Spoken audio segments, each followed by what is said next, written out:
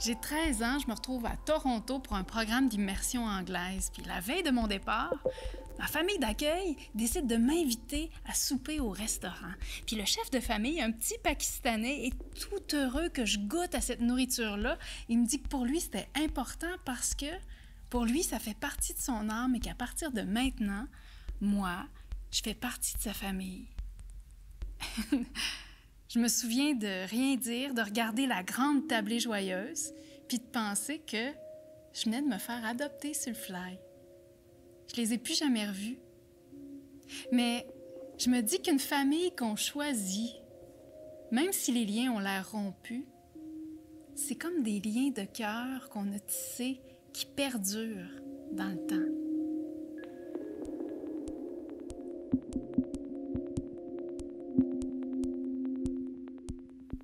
Maude et Laurence, vous allez nous présenter un extrait d'Inespéré, Inattendu de Régent Ducharme. Maude, c'est un projet que tu avais avec André Robillard et dans la thématique de la famille, vous avez eu le goût de nous proposer Inespéré, Inattendu. Pourquoi?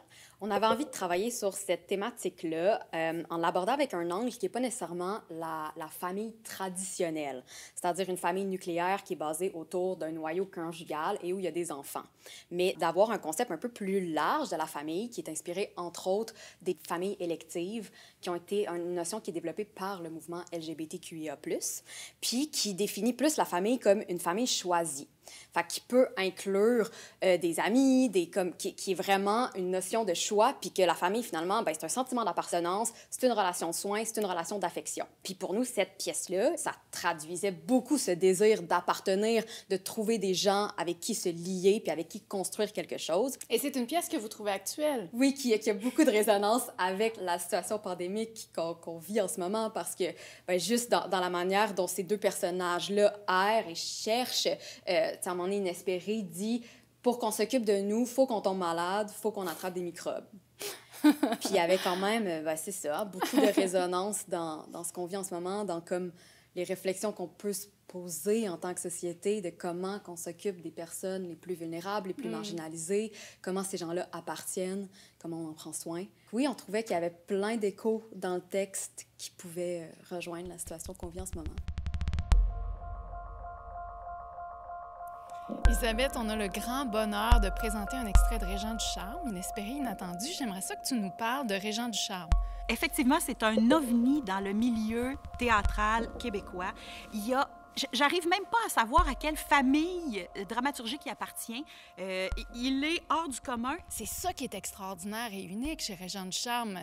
Il y a un culte autour de lui. Ses romans sont fabuleux. Moi, j'ai bu ses paroles, j'ai bu ses romans. Il disait qu'on allait reconnaître sur le plan public ses romans, son théâtre, ses écrits, voire ses œuvres d'art, mais qu'il n'allait pas prendre la parole en public, faire des entrevues. Il voulait rester dans l'ombre, en fait. Tout à fait. Et en quoi son œuvre est unique? Son œuvre est unique à tellement d'égards. D'abord, les sujets qu'il traite. Il parle beaucoup de l'enfance. Il parle beaucoup de la famille aussi, la famille choisie. Et surtout, il est unique pour le langage qu'il sollicite dans ses romans et dans son théâtre. Le langage des personnages du Charmien, c'est un langage de toutes les libertés, de tous les jeux, de tous les calembours. C'est un langage de l'humour. Puis qui est ancré dans le Québec, hein? Oui, assurément.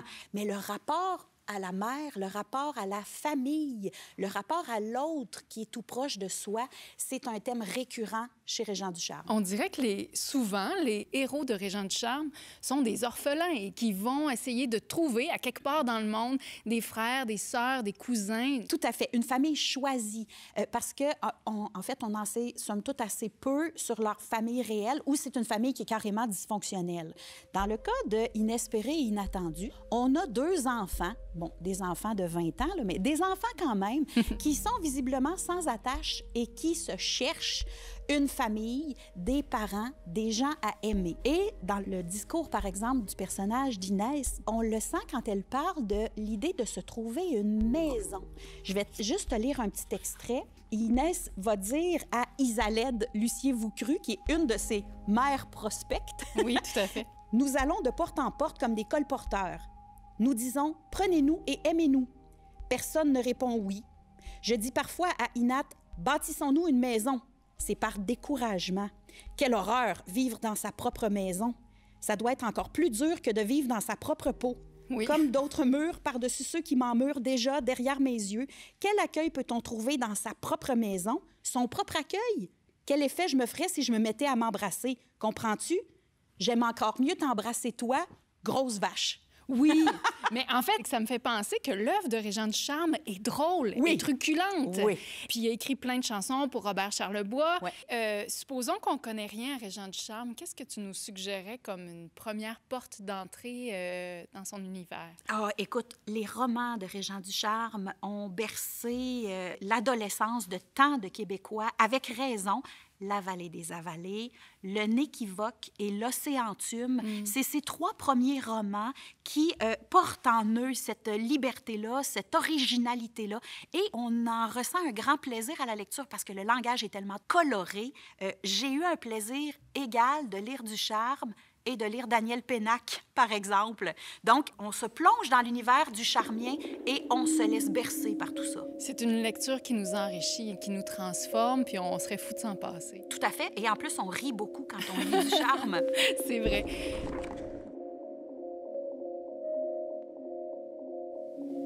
Elle a vendu les terres pour financer les inspirations du mâle de la famille. Elle s'est hypothéquée jusqu'au cou pour que monsieur vive des expériences en Europe, pour que monsieur réalise son rêve. Écrire. Écrire un livre dont on n'a jamais lu une ligne.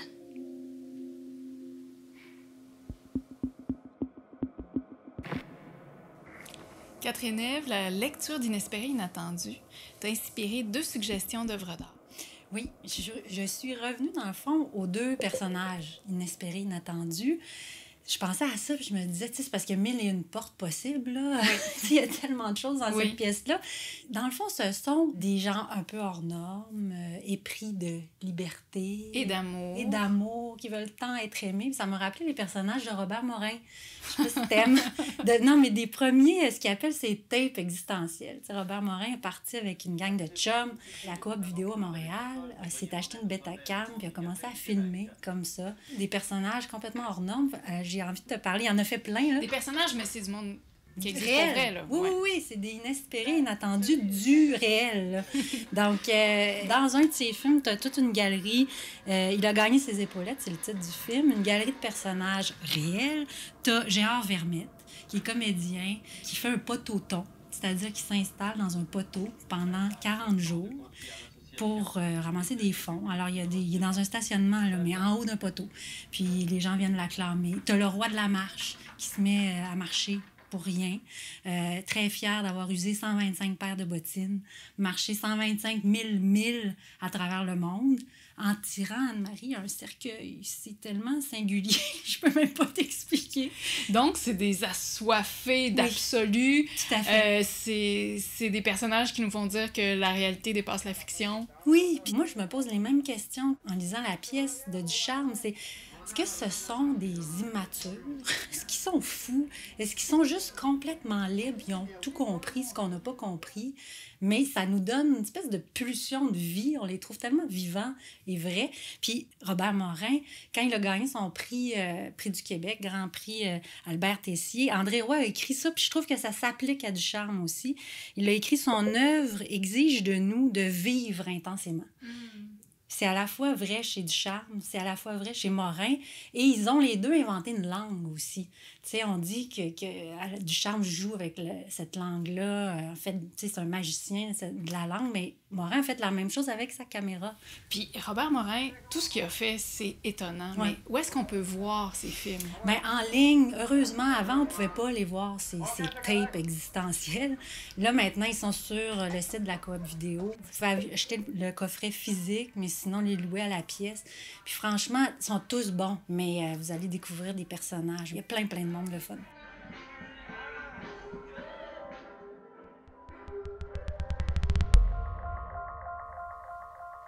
Ça me pogne sans que je puisse le réprimer. Je veux pas me mettre en maillot, mais j'ai envie d'une bombe. Je veux éclabousser mon mari puis mes enfants, qui dégoûtent de partout puis que ça les dégoûte à mort, mais qui absorbent une partie de ce que je suis. de ce que je pense, de ce que j'ai à donner.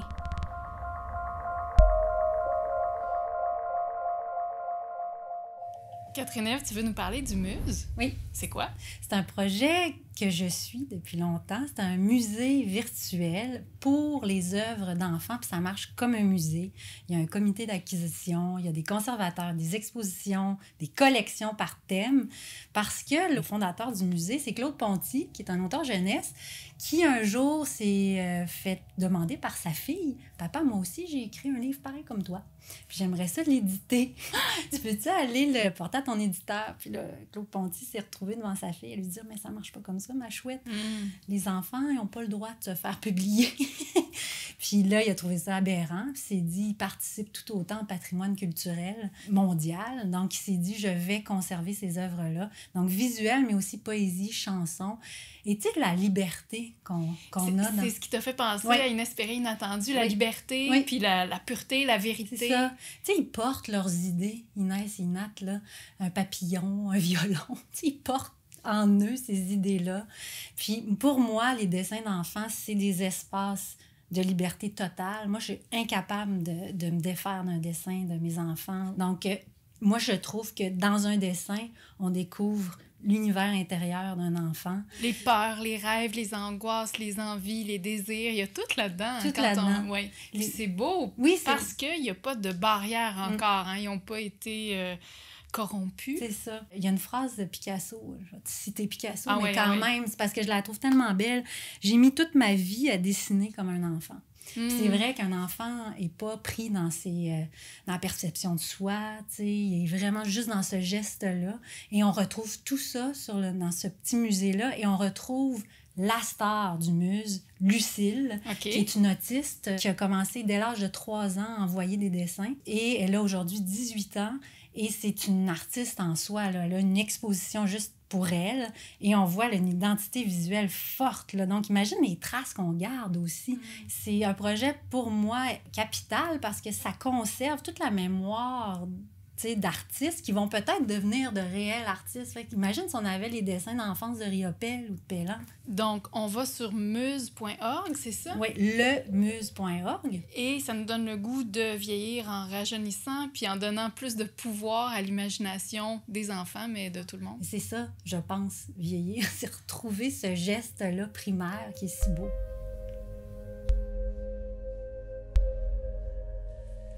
Notre histoire à nous autres n'est pas ordinaire. Pleine de bloopers, du stock en masse pour la TV.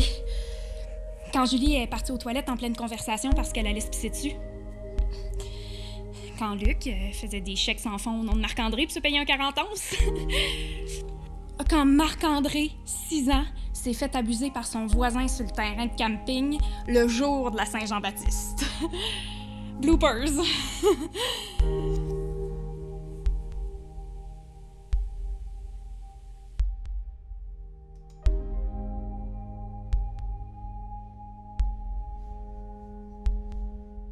Les Incomplètes signent la mise en scène de l'extrait qu'on va présenter. J'aimerais ça que tu nous en parles un peu. Les Incomplètes, c'est une compagnie de théâtre de Québec qui est formée par 3 créatrices qui sont Josiane Bernier, Laurence Pellafaye et Audrey Marchand.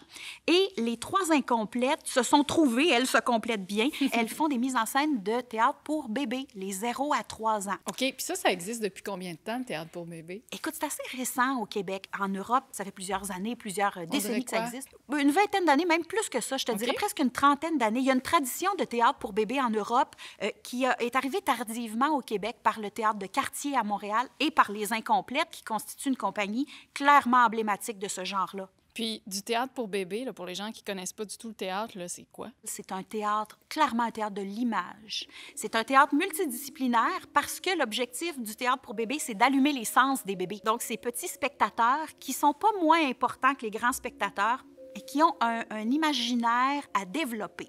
Donc, on leur présente des sons, on leur présente de la lumière, on leur présente des images, on leur raconte des histoires toutes simples et eux, ils absorbent ça. Et donc, les Incomplètes travaillent de cette façon-là avec de la danse, de la musique, de la performance. Et là, ils vont s'attaquer pour la première fois à un texte, donc la façon qui est plus traditionnelle de fonctionner. Oui, mais les Incomplètes ont une expertise hors du commun. Elles connaissent les enfants.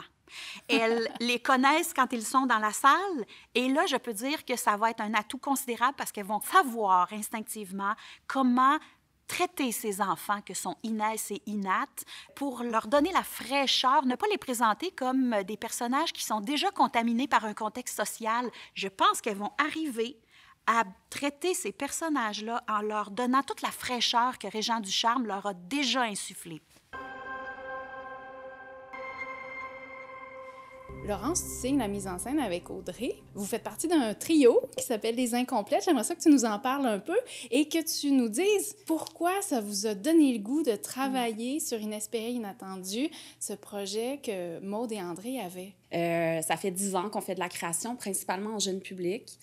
On a une approche multidisciplinaire de la création, donc c'est assez varié. On est aussi allé dans le champ des arts visuels avec plusieurs expositions. Donc, on a l'habitude de sortir de nos sentiers battus. Donc, quand Maude et André nous ont approchés pour travailler avec eux sur ce projet-là, c'était la première fois qu'on allait travailler à partir d'un texte qu'un auteur a déjà écrit. Nous, d'habitude, nos créations sont vraiment...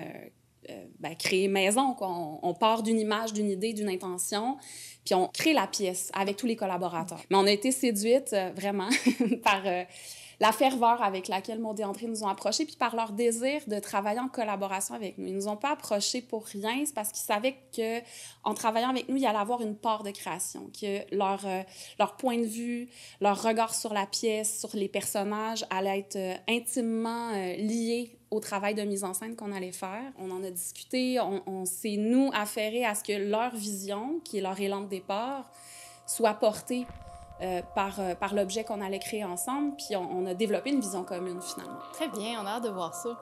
Nous aussi.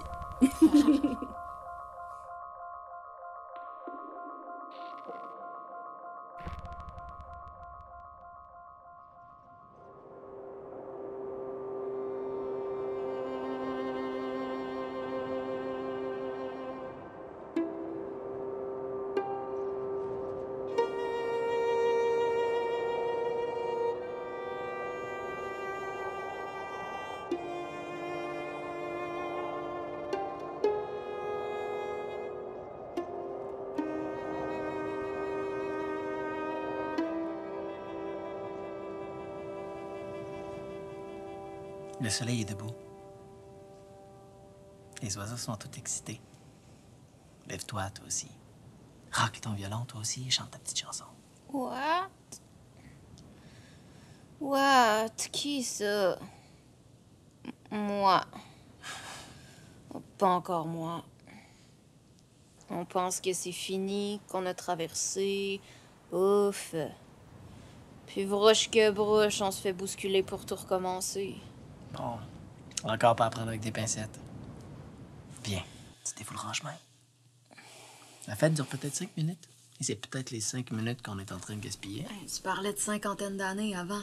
Ça raccourcit, ça baisse, on n'a plus la fête qu'on avait. Qu'est-ce qui s'est passé hier? J'en ai manqué un bout, là. Je me suis retourné pour voir comment t'allais. Tu suivais plus. J'ai couru un bon demi-mille avant de te retrouver. Tu dormais debout dans les bras d'un bouleau, le menton dans le creux de sa plus basse épaule. Oh dear, oh my! You déformait assez la vérité. You me faisait mourir. Tu rêvais à haute voix avec les chauves-souris. T'étais si occupé. J'ai pu te porter tout le long jusqu'ici sans te déranger. C'est une cave d'hôpital de chiens et de chats. Elle doit servir de chapelle ardente de temps en temps.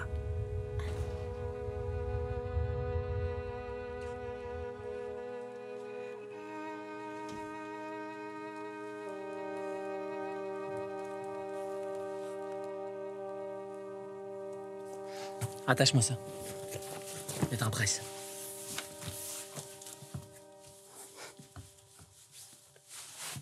Il a encore rapetissé, lui aussi. Au début, c'était pas toi qui le portais. C'était lui qui nous portait. Il nous levait de terre au moindre vent. On voyageait, on se serre pas. Écoute, je voulais pas te le dire tout de suite pour te faire une surprise. Écoute, ça va y être. On est à côté. On est au bord. On arrive. J'ai vu dans le noir une montagne tourner comme un carrousel. Où c'était les lumières rouges et blanches qui roulaient autour d'elle comme les joyaux d'une couronne. Et ça rougeoyait Blanche voyait, ça bouillonnait encore plus fort dans la ville à ses pieds. C'était tous les éclats, tous les miroitements. Ils étaient tous en rivière, en mouvement.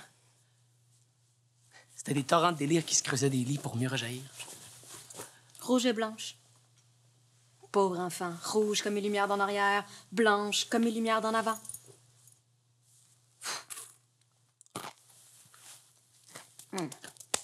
Si c'est pour un autre balle d'auto et de camion, je suis mieux de pratiquer mon violon. La dernière fois qu'ils m'ont entendu, ils ont voulu me sauter dessus. Je les ai tellement rasés, ils ont failli m'écraser. Il y a du monde dans les autos, dans les camions. Beaucoup de monde. T'appelles ça du monde? Un moteur? T'appelles ça du monde? Un champignon? Un accélérateur? Forget it. Tiens-moi plutôt pendant que je joue. Je suis trop faible. J'ai plus de bout. T'aimes ça, n'est-ce pas, gros perverti, croiser tes mains sur mon nombril? Que veux-tu que je te chante?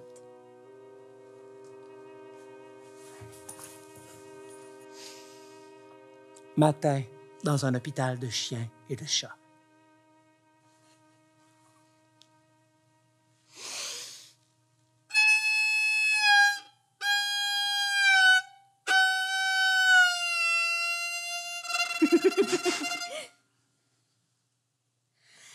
J'ai le gosier désodorisanté.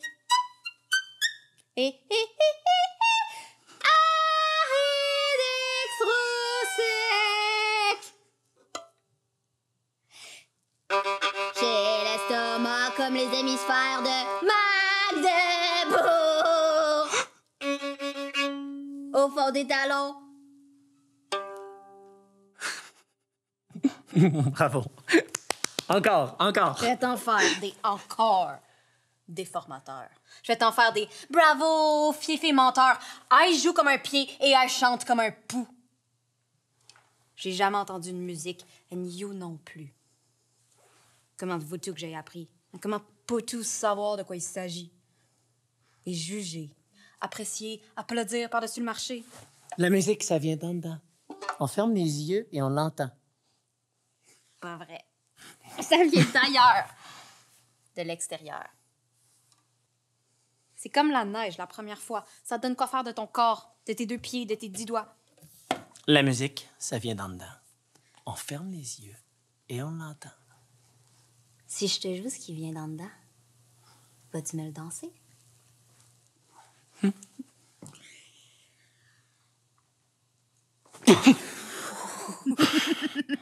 Je te l'ai joué. Danse maintenant, qu'est-ce que t'attends? Tu danses pas? Qu'est-ce qu'il y a, ça manque de rythme ou quoi? La loi vous avertit, hors d'ici, BNE, breaking and entrance, sinon, tillon et titillon, violation de propriété par infraction. Ceci est la clinique vétérinaire, toutou et cha-cha-cha. Et la patronne, c'est moi. Inat, chasse cette vision de ma couable découverte. Qu'est-ce que nous froute dans mon établissement? Que venez-vous chez ici? C'est difficile! Et vous ne comprendrez rien si vous auriez les oreilles baissées, penchées, bien inclinées!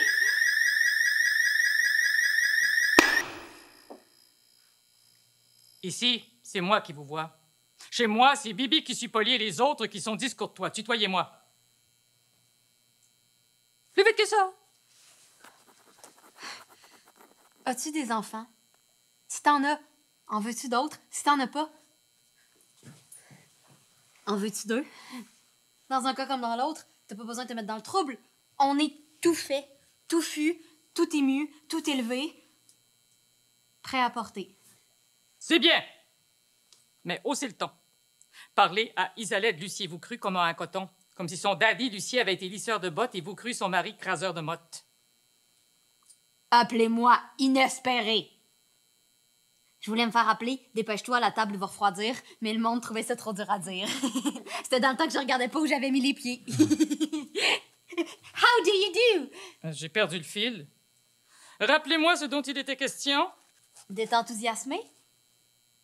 Mais rassure-toi, nous nous forcions. Après 20 ans à marcher droit, couché dehors, on n'est plus si folichon. Regarde nos chaussures.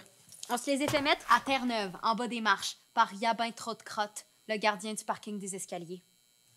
Elle nous couvrait jusqu'aux hanches. Regarde, usée jusqu'aux genoux. Je vois. C'est la diminution par le haut. Vous avez des symptômes, quoi. Et toi, t'as des poux et tu les grattes sur nous. J'ai des puces, c'est tout. Ce n'est pas une honte, c'est un rue d'embarras attaché à ma grâce d'État.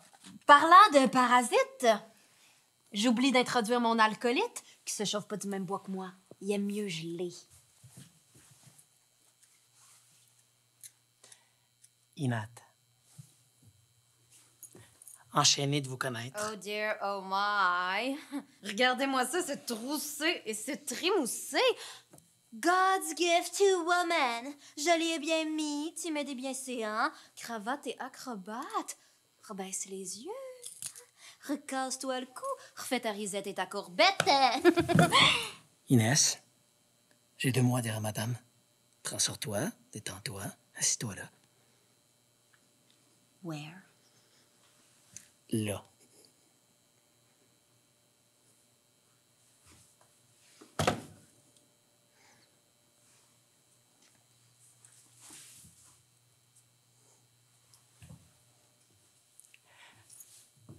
Maman d'Adam. Tu. Dites-moi tu, gros comme le bras. Eh bien, tu. Eh bien, voilà, nous sommes un peu égarés, sinon complètement perdus et... Regarde-toi, grosse vache. C'est une colle. Si tu veux te faire mettre 10 sur 10, réponds non. Demandez-vous, quittez-vous, prêchez-vous ou racolez-vous. Finissez, je suis pressé, vous m'énervez! On va déborder, on va se faire arroser. C'est un bon pété, on va se faire empêcher. Enfin bref, nous avançons sans but et nous nous demandons si c'est ici que nous sommes attendus. Quoi? C'est pas vous qui devez nous recevoir, n'est-ce pas? Si c'était vous, vous nous auriez déjà reconnus. N'est-ce pas? Je vois, mais je ne comprends pas. Développez. Essayez de dégager pour commencer la base de votre sujet des éléments qui pourraient soutenir un raisonnement. T'intéresses pas à son cas, ça lui fait pas.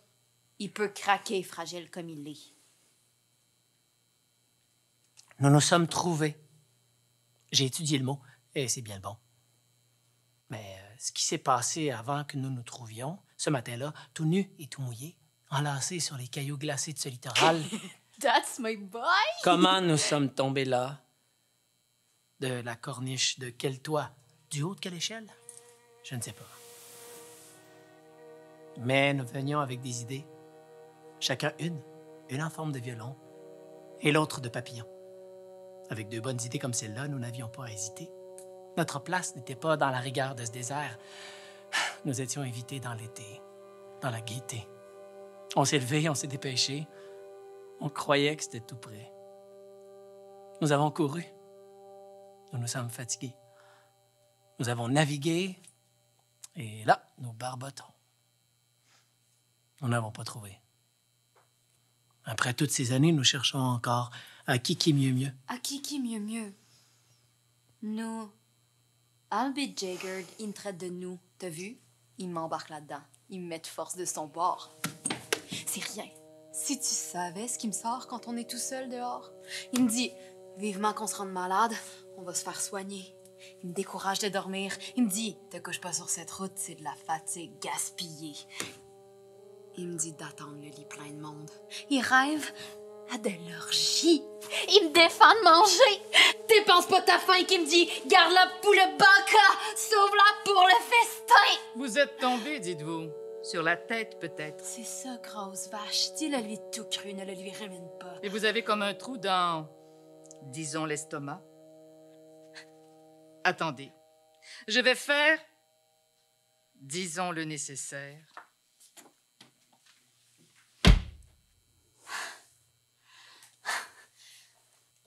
Tu vois?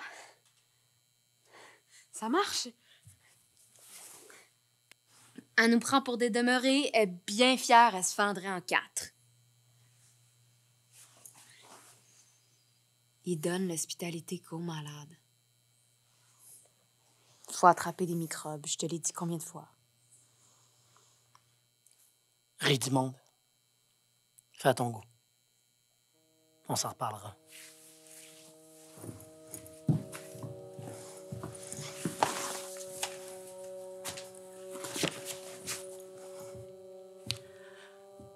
Quand t'auras fini de jouer la comédie, on verra ce qui restera.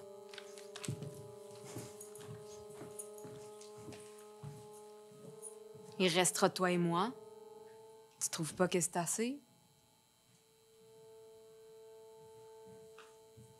Non. Tu trouves pas que c'est assez?